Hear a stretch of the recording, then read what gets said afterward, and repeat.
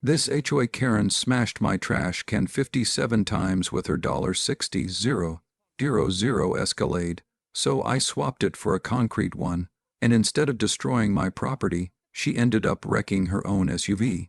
What started out as daily driveway demolition turned into criminal charges, a $12,000 payout, and one very costly reminder about picking the wrong neighbor to harass.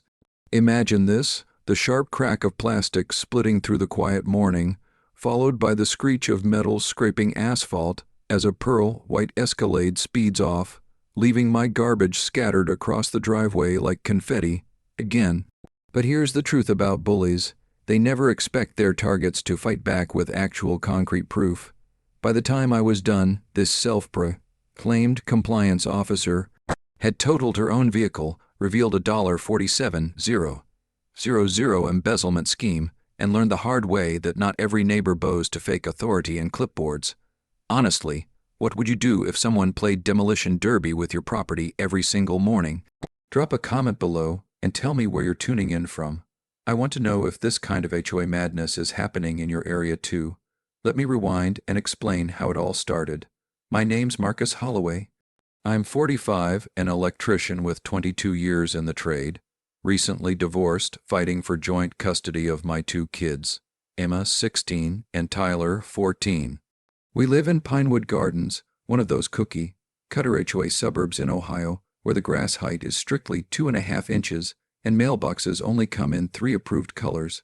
I bought a corner-lot house here 3 years ago, right after signing the divorce papers. I figured it would be a fresh start. The kids would each have their own room, good schools, safe streets. What I didn't figure on was dealing with Brenda Whitmore. Brenda is a 52-year-old widow who crowned herself compliance officer, a role that doesn't even exist in our HOA bylaws.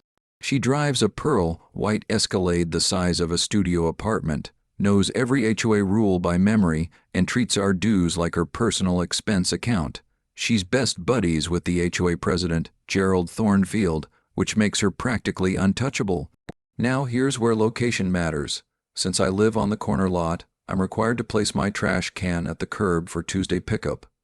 The city ordinance says it must be within 3 feet of the street, which just happens to put it right in Brenda's walking path at exactly 6:15 a.m. The first incident happened in September, second week of school. I was getting the kids ready, coffee brewing, when I heard a loud crack, plastic bursting like a gunshot. I ran outside to see my trash can blown apart, garbage everywhere like someone had set off a confetti bomb of banana peels and coffee grounds. There was Brenda, backing up her Escalade, rolling down her window with a fake look of concern. "Oh my, these streets are so narrow. I hope you weren't too attached to that old thing. Old thing? I'd just bought it a week earlier for $23 at Home Depot." But I stayed calm, picked up the mess, while Emma and Tyler peeked from the window, embarrassed their dad was crawling around the driveway in pajamas. That week, it happened 3 more times. Every morning at 6:15 sharp, her oversized SUV, the crunch of plastic, and then silence as she drove away. By Friday, I was suspicious. By the next Tuesday, I was sure it was deliberate.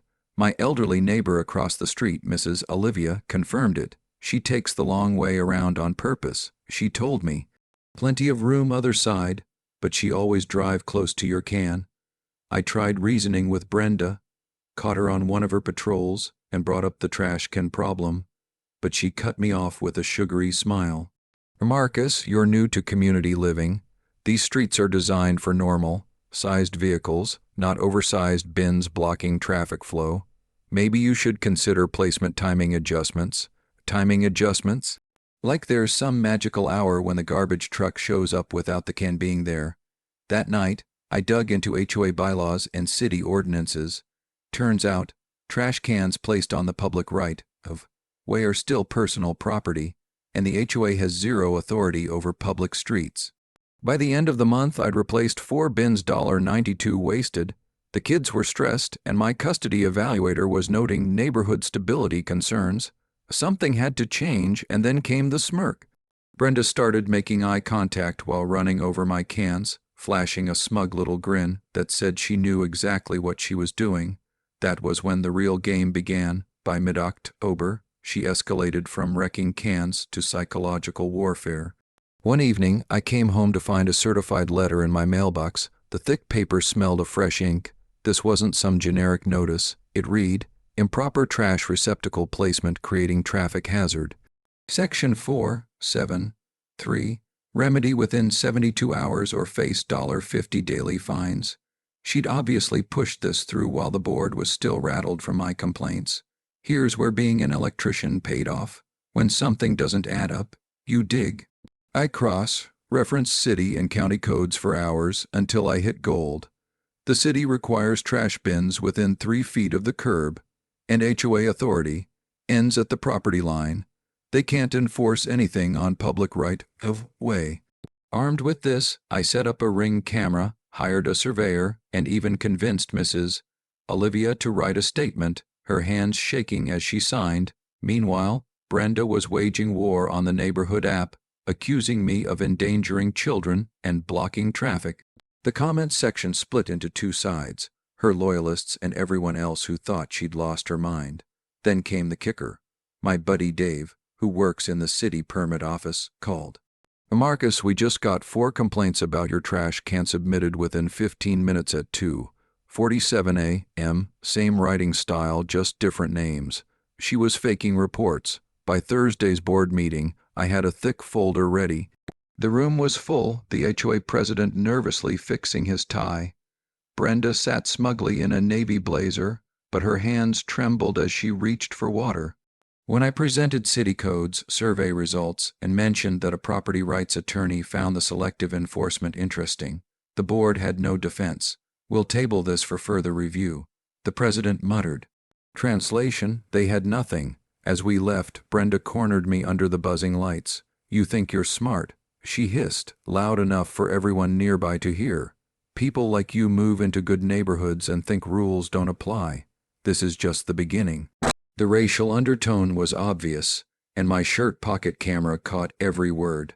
That night, my kids asked if we'd have to move again. I promised them we wouldn't, but inside, I knew this war was just beginning. By November, Brenda shifted tactics, no longer smashing trash cans. She was digging through bylaws like a prosecutor building a case.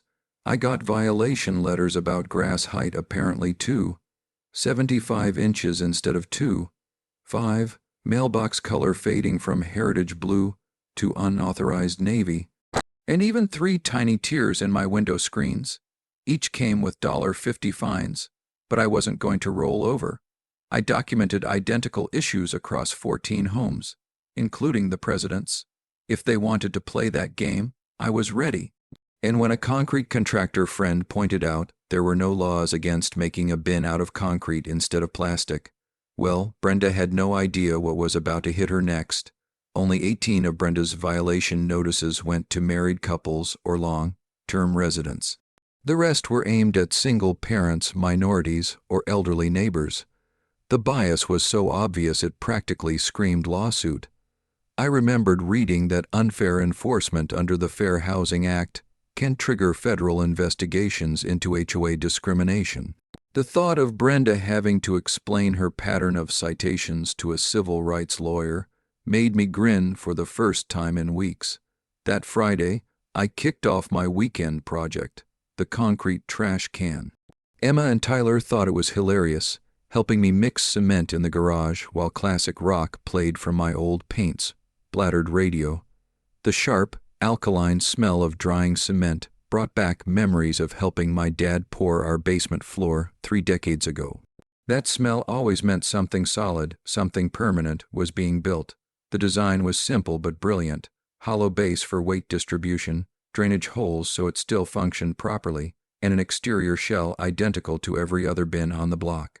From the street it looked completely normal. Inside, 60 pounds of reinforced concrete, ready to teach Brenda a physics lesson about immovable objects. Come Monday morning, I set my new Fortress can in the same spot as always. At 6:15 sharp, the familiar roar of Brenda's oversized SUV rolled down the street, but this time her approach was slower, cautious. She clearly sensed something was off. The first hit came at about 15 mph, her usual speed. But instead of the familiar crunch of shattering plastic, there was a solid thunk followed by the shriek of metal grinding concrete. Her Escalade's running board bent like a soda can, while my reinforced trash can didn't even wobble. I sipped coffee from the kitchen window, watching Brenda sit frozen in her SUV for half a minute. Then she revved the engine and tried again from another angle. Same result, her car took damage, the can stood tall. The best part, totally legal, no ordinances broken, no HOA rules violated. Just a homeowner upgrading his trash can. If she wanted to keep ramming it, that was her insurance problem. Over the next week, Brenda's collisions grew more desperate. Each attempt left fresh scrapes and dents across her pearl white Escalade, while my concrete can remained proudly intact. By Friday, she'd racked up nearly $800 in visible damage, while my fortified bin had nothing more than a few scuff marks that made it look even more authentic. Word started spreading. For once, Brenda wasn't controlling the neighborhood gossip. By mid-November, she'd gone from self-appointed rule enforcer to full-blown private investigator. The woman was obsessed. I'd spot her SUV cruising past my house at random hours, dented panels catching the streetlight like badges of shame. One Tuesday, Mrs. Olivia phoned me in a whisper. "Marcus, she was in your driveway last night, with a flashlight and some kind of scale. She was trying to weigh your trash can." I couldn't help laughing at the image. Brenda, sneaking around in her sensible shoes and navy blazer, trying to solve the mystery of the indestructible bin with a bathroom scale. Her investigation didn't stop there. Jim Torres, our maintenance guy, told me she cornered him at the hardware store, pressing him about who in the neighborhood had bought unusual materials lately. She even stalked my Facebook, combing through weekend posts for evidence of construction projects. The desperation peaked when she tried weaponizing the city again. One Thursday, a weary inspector named Pete knocked on my door. Clipboard in hand, he sighed. "We got a complaint about possible building code violations. Something about an unauthorized concrete structure on your property." I showed him the trash can. He examined it for maybe 30 seconds, then shook his head. "It's a garbage bin, not a foundation. No permits needed, no violations here. Honestly, I've seen people build whole sheds without this much paperwork." But Brenda wasn't done. The following week, I received a notice from the HOA demanding immediate access to my property for a compliance inspection. It was clearly drafted by Brenda, then rubber-stamped by President Thornfield. They claimed they needed to check for safety issues in my exterior modifications. Thankfully, I'd already researched property rights after her first bogus violation. Court precedent, like Narrett v. Lakeside Village, was crystal clear. HOA can't go fishing on private property without an emergency or specific cause. My response was polite but firm: no entry without a court order. If they wanted to inspect my trash can, they could view it from the sidewalk like everyone else. The satisfaction of shutting her down felt almost as good as pouring the concrete itself. Meanwhile, her Escalade was becoming a rolling advertisement for why steel-reinforced concrete is indestructible. Every morning, new cracks, new rattles, new dents. Her bumper looked like it had spiderweb fractures. One headlight shook in its housing, and her running board now hung crooked like a broken wing. The neighborhood was buzzing. On my Saturday coffee run, I overheard 3 separate conversations about that crazy woman who keeps hitting the same trash can. Mrs. Rodriguez had even started timing Brenda's morning routine, and the teenagers on Elm Street. They'd started a betting pool on whether she'd hit it each day. At dinner, Emma shook her head. "Dad, everyone at school knows us now. They're calling you the guy with the concrete trash can. I don't know if I should be embarrassed or proud." Tyler, ever practical, grinned. "We should sell tickets, $5 a seat. We could pay for college just from the morning show." The turning point came when Patricia Lopez, the only board member with common sense, quietly pulled me aside after a community event. Leaning near the coffee station, she whispered, "Marcus, you should know. Brenda's been holding private meetings with Gerald. She's pushing for expanded enforcement powers. She wants inspections, restrictions on building materials, even background checks on contractors." That's when I realized Brenda wasn't just after my trash can. She wanted full control. Patricia's biggest bombshell wasn't about rules. it was about money. She whispered that Brenda had been pushing relentlessly for maintenance contracts with some obscure company none of us had ever heard of. Each time the board reviewed the budget, Brenda had detailed proposals ready to go, like she'd been planning this for months. That night, I shifted gears from defense to investigation. If Brenda's obsession wasn't just about power, maybe it was about profit. Public records are gold mines if you know how to dig, and contract databases, they tell stories about who's getting paid and why. By Sunday evening, what I uncovered made her trash can vendetta look trivial. Brenda wasn't just a micromanaging control freak. She was orchestrating a scam, and my concrete trash can had unknowingly tripped an alarm in her little empire. Normally, my Sunday night research meant helping Emma with history outlines or Tyler with algebra practice.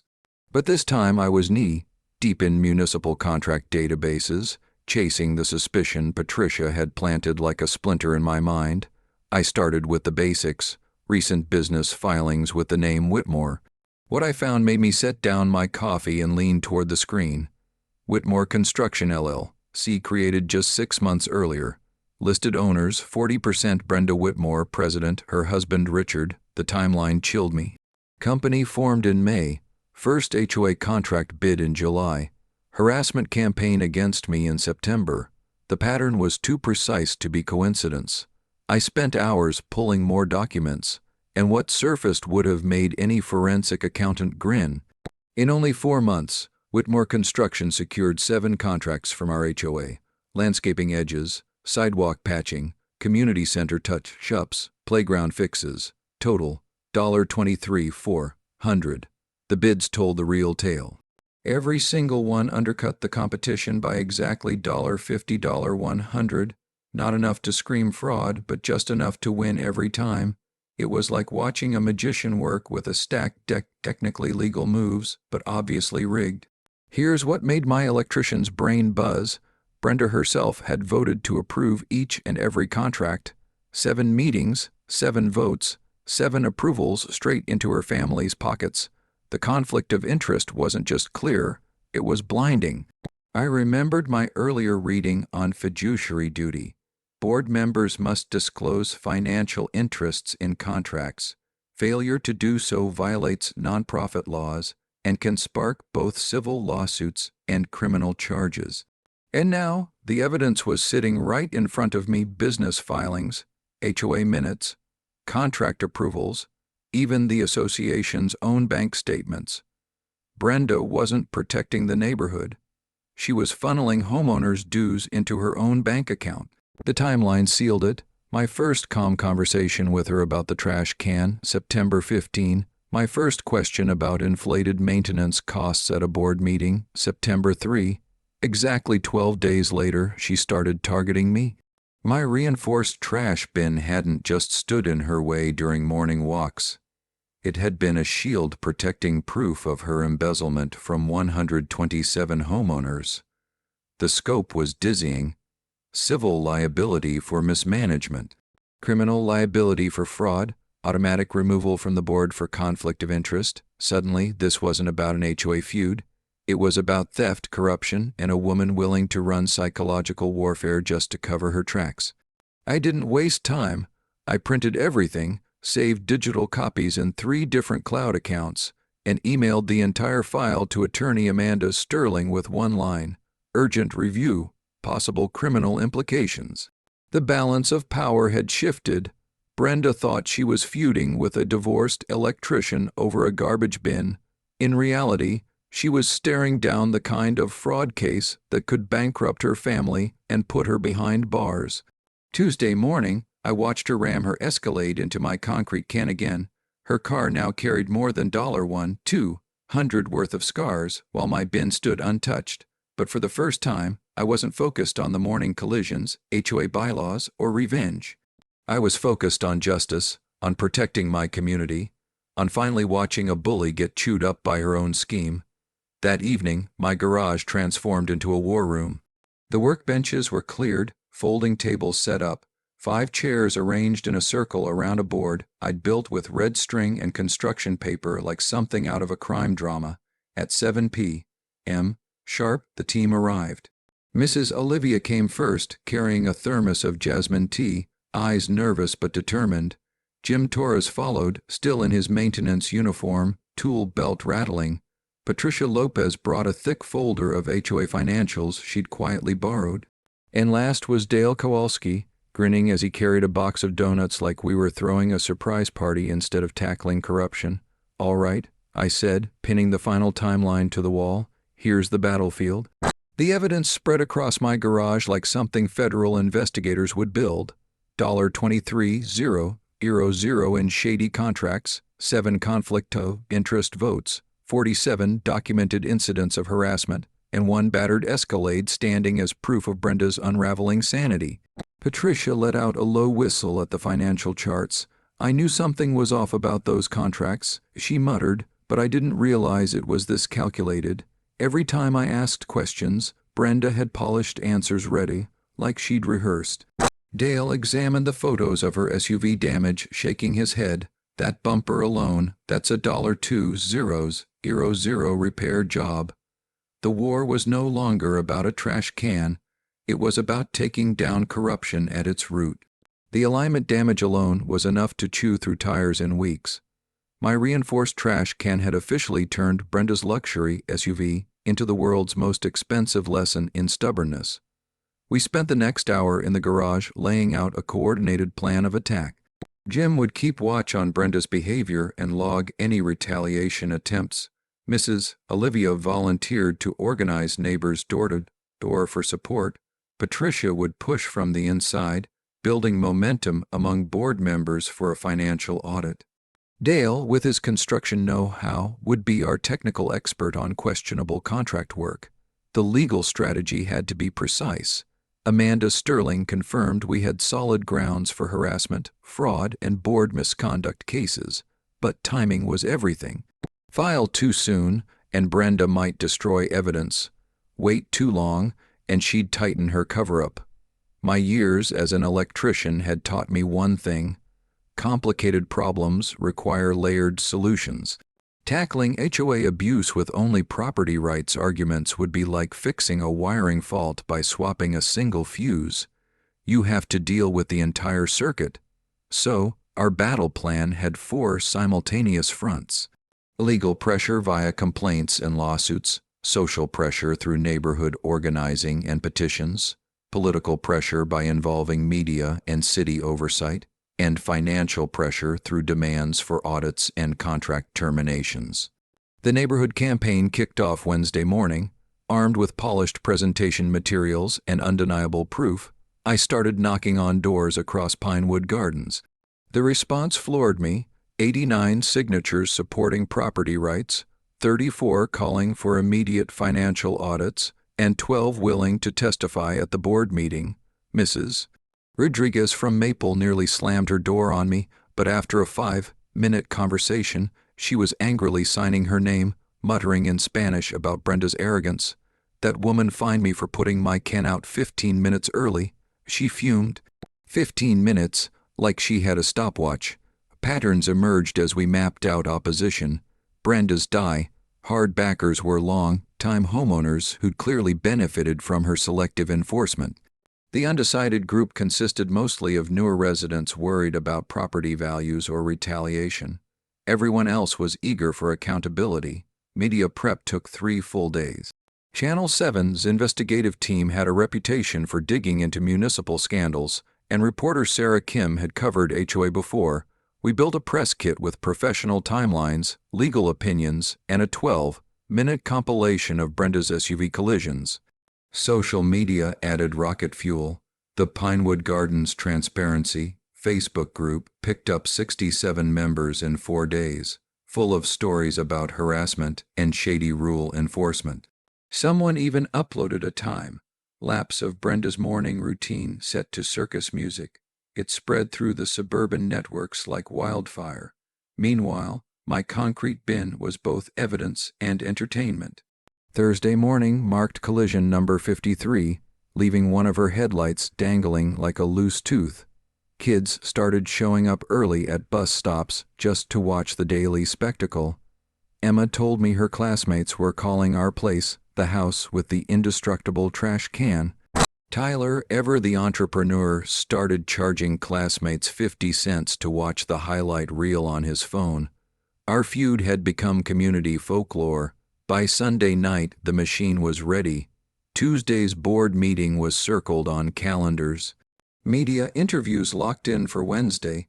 Criminal complaints prepped for Thursday. 118 neighbors committed to showing up, with 17 ready to speak during open comment. The coalition was strong, the evidence airtight, and Brenda had no clue what storm was about to hit her. But the weekend before our planned showdown, she completely unraveled. Desperation has its own scent, burnt coffee mixed with fear, and she reeked of it. Sensing the walls closing in, her harassment escalated from petty to borderline criminal.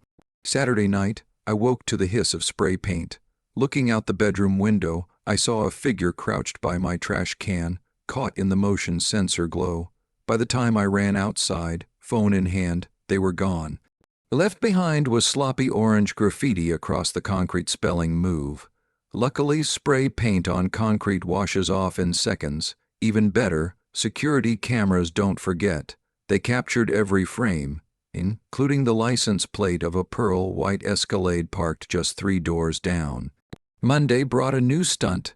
Someone filed an anonymous complaint with the gas company claiming I was doing dangerous excavation. The inspector who showed up was polite but thorough, scanning my yard for 2 hours before confirming what I already knew. No digging, no problem. He shook his head as he packed up. Whoever called this in either can't see straight or isn't all there. Your yard is fine. The most telling sign of Brenda's desperation came Tuesday.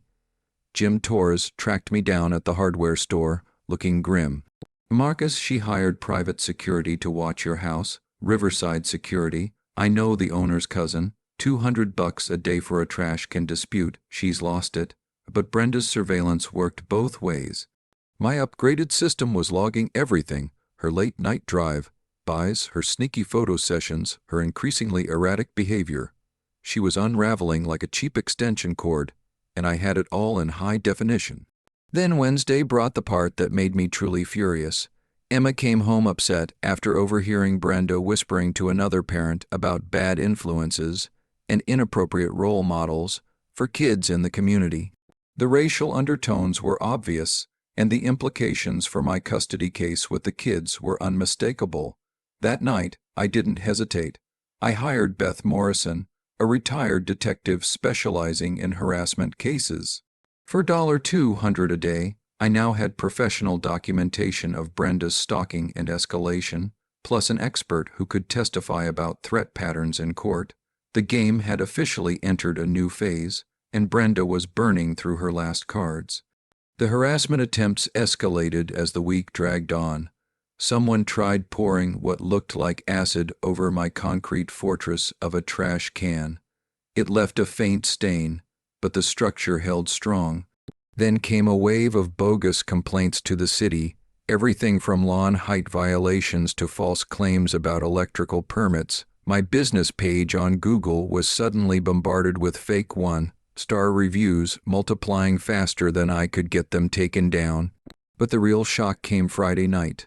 Tyler was tuning up his bike in the driveway when he spotted something odd attached under my work truck. "Dad," he called, his voice shaking. "What's this thing stuck under your truck?" It was a professional GPS tracker. Magnetic mount, blinking lights, retailing for about $300, and definitely illegal without consent. I snapped photos from every angle before carefully removing it, then drove straight to the police station. Officer Derek Martinez looked at the device with the tired expression of someone who'd seen neighborhood disputes spiral out of control before.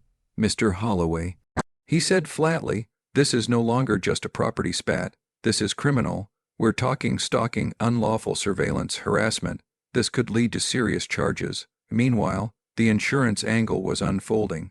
Brenda had filed a $3,200 claim for road hazard damage, pretending her SUV wreckage came from a random street incident. Problem for her was my security footage. Multiple camera angles showing her deliberately ramming my trash can week after week. So, when State Farm's investigator called me in, I presented the full evidence package, 53 documented hits, witness statements, video edits, even professional assessments of the damage patterns. The investigator didn't hesitate. "Ma'am, this isn't road damage. This is deliberate property destruction. With your own vehicle, we're denying the claim and forwarding this to our fraud division." By now, community pressure was building like a boiler ready to blow. Our Facebook group swelled to 94 members, trading unbelievable Brenda stories. Mrs. Patterson shared how Brenda threatened fines over rose bushes. The Johnsons got violation notices for their kids' sidewalk chalk. Even Gerald Thornfield, her usual defender, was starting to quietly distance himself. Saturday morning brought collision number 57. This time, Brenda's entire bumper came off, landing in my driveway. Watching her, dressed in business clothes, crawling on her knees to collect broken plastic, while neighbors peeked out from curtains, would have been funny if it wasn't so pitiful. By Sunday evening, the evidence package was locked and loaded. Criminal activity documented, witness accounts notarized, fraud exposed, and a community coalition stronger than ever. Tuesday's HOA meeting wouldn't be a debate. It would be an execution. Brenda just didn't know it yet, but on Monday morning, barely 12 hours before the showdown, Brenda tried her boldest move yet. Thornfield called an emergency session about escalating safety concerns. His voicemail sounded like gravel and panic rolled into one. Inside the community center office, 3 board members huddled with Prescott and Associates lawyer Harold Masterson, billing $400 an hour to figure out how deep they were sinking. Through the blinds, I saw frantic hand gestures and Brenda waving papers like a drowning swimmer. "Patricia Lopez texted me play-by-play updates. She's saying you made terrorist threats, wants emergency powers to seize your dangerous modifications. Harold looks like he wants to quit law altogether." The cover-up attempt was as sloppy as her daily crashes. Somebody had backdated conflict of interest forms for Whitmore Construction, but the email timestamps exposed the fraud instantly. You can't retroactively fake ethics compliance when contract votes are recorded in public minutes. At the same time, the insurance investigation was snowballing. Maria Santos, the state investigator, subpoenaed HOA records, meeting minutes, and Brenda's communications with their carrier. The paper trail was about as subtle as a train wreck. Then Tuesday afternoon delivered the knockout punch. Richard Whitmore, her husband, called me directly. His voice was low, beaten down. "Marcus," he whispered, "this has to stop. She's burned $8 grand on lawyers, security, and car repairs. Our insurance was canceled. Contracts are drying up. I need to know. What will it take to make this disappear?" For a second, I almost pitied him. "Almost, Richard. Your wife stalked my family, vandalized my property, committed fraud, and stole from 127 homeowners. This isn't ending with a check." The final sign of how desperate they'd become came just 2 hours before the meeting. Brenda filed for an emergency restraining order against me. Her petition included fake voicemails, doctored photos of confrontations, and witnesses who didn't exist. It was such a shoddy forgery that Judge Patricia Williams dismissed it without scheduling a hearing. "Miss Whitmore," the judge said sharply, "these recordings are clearly manipulated, these photos are staged, and these witnesses are fictional. Filing false evidence is contempt of court. Consider this your one warning." But Brenda's legal mess was multiplying by the day. The state insurance commissioner had assigned Santos to build a fraud case. The DA was reviewing stalking and harassment charges. The IRS had been given proof of unreported income from shady construction contracts. By 6 p.m., the stage was set. The community center parking lot was packed like Black Friday at Best Buy. Cars lined Maple Street. Neighbors walked from blocks away carrying chairs and signs. Channel 7's van rolled in at 5:30 sharp, followed by Channel 12 and Metro Weekly. Inside, the room was designed for 40 but stuffed with 118 residents, with more spilling into the hallway. The air was thick with nerves and burnt coffee. When Brenda finally walked in, late as usual, flanked by her lawyer, she looked like she'd rather be anywhere else on earth. Brenda ditched her usual navy blazer for a somber black outfit, her hands trembling so badly I could see it across the room. Thornfield kept tugging at his tie like it was strangling him. Their attempt at intimidation flopped instantly. Attorney Masterson barely got through his polished opening remarks about disruptive residents before Mrs. Olivia rose to her feet, holding a thick stack of papers. "Excuse me," she said in her deliberate English, "but which one of us has been stealing from the community and filing false insurance claims?" The crowd burst into applause and uneasy laughter. 17 neighbors had lined up to speak, each armed with documentation. Harassment logs, financial discrepancies, or proof of selective enforcement. 3 bankers' boxes held the compiled evidence, crash videos, contract breakdowns, notarized complaints. And then came the hammer. At exactly 6:45, Brenda was mid-deflection when Officer Derek Martinez strode into the community center with a folder in hand. "Sorry for the interruption," he said, his voice slicing through the silence, "but I have a warrant here for insurance fraud and stalking." Brenda's face drained faster than coolant from a wrecked Escalade. Masterson leaned in with urgent whispers. Thornfield looked one breath away from a coronary. Game over. The scene looked like a circus disguised as a courtroom. Every single homeowner, 127 of them, jammed into a space built for 40, plus 15 reporters with cameras rolling like it was a presidential debate. The air conditioning gave up under the body heat, and the buzzing fluorescent lights added to the tension. I sat strategically in row 3, between Mrs. Olivia and Jim Torres, with my trusty concrete trash can rolled in beside the podium. Exhibit A, a 60-pound symbol of resilience turned star witness. Brenda sat at the board table twitching, dressed in her funeral outfit, eyes darting to the exit like a caged animal looking for escape routes. Thornfield was sweating through his shirt, and Masterson's whispers weren't saving anyone. The room fell quiet except for the whir of news cameras and Brenda's nervous pen tapping. Sharp, uneven, like Morse code for "save me." Gerald croaked out an order for public comment. I rose first, presentation boards in hand, walking to the front like a prosecutor ready for trial. "This isn't about trash cans," I began, my voice steady but strong. "This is about accountability, transparency, and stopping corruption before it guts our community." I laid it out piece by piece, 57 collisions, all on video. The illegal GPS tracker, spray paint caught on camera, the bogus insurance claims, felony, level fraud. Then I pulled up the financials. Using a borrowed projector, I showed $23,400 in dues siphoned directly into Whitmore Construction's accounts. Every month, I told the room, your fees were paying Brenda's family business. 7 contracts, 7 undisclosed conflicts of interest, 7 violations of nonprofit law. Gasps, murmurs. Then the kicker, a 12-minute highlight reel of her Escalade colliding with my indestructible can, set to the soundtrack of crunching plastic.